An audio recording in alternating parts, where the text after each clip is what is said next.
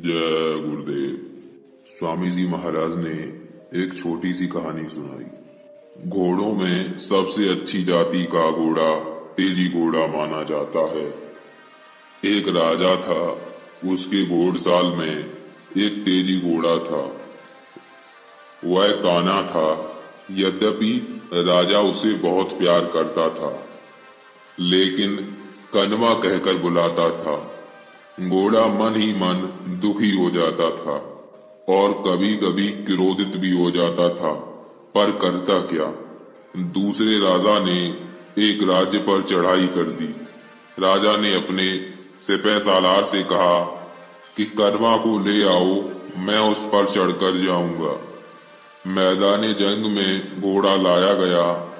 राजा उस पर बैठा तो घोड़े ने मन में सोचा कि अब राजा को सबक सिखाऊंगा, यह मुझको कनवा कहता है।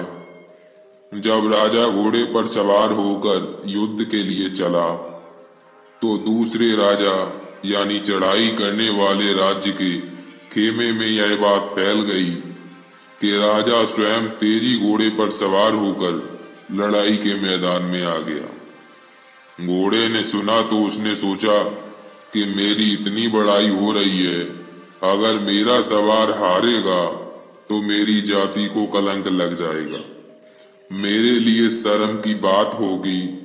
यह सोचकर उसने अपनी चाल दिखाई। राजा विजयी होकर अपने महल में वापस लौटा। घोड़े पर से उतरकर उसने उसकी पीठ थपथपाई और बोला कि शाबाश कनवा, तूने मेरी और अपनी लाज रख ली। घोड़े को कनवा शब्द फिर भी अच्छा नहीं लगा, लेकिन उसकी इतनी बड़ाई हुई कि उसने उस शब्द को दिल में लगने नहीं दिया। स्वामी जी महाराज ने इस कहानी को सुनाते हुए कहा कि ये बात है, जाति को जब कोई ललकारता है तो यह अपना रूप और असर दिखा देता है। स्वामी जी महाराज ने यह भी कहा था कि ब्राह्मण कैसा भी हो, उसे प्रणाम करो तो वह आशीर्वाद देगा, यह उसका जातीय गुण है। दूसरा कोई चाहे कितना भी बड़ा विद्वान हो, उसे प्रणाम करो तो वह चुपचाप खड़ा रहेगा। जय गुरुदेव।